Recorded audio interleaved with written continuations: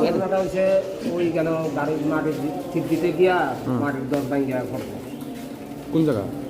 এই পঞ্চায়েতের সামনে। কোন সময় জেনে? আধা ঘন্টা। তার আনছে কেন রে? ফায়ার সার্ভিস আনছে। এর নাম কিটা? এর নাম জিতেন ৎসকর। বাড়ি কি? বাড়ি সুধাংশু ঘোষপাড়া।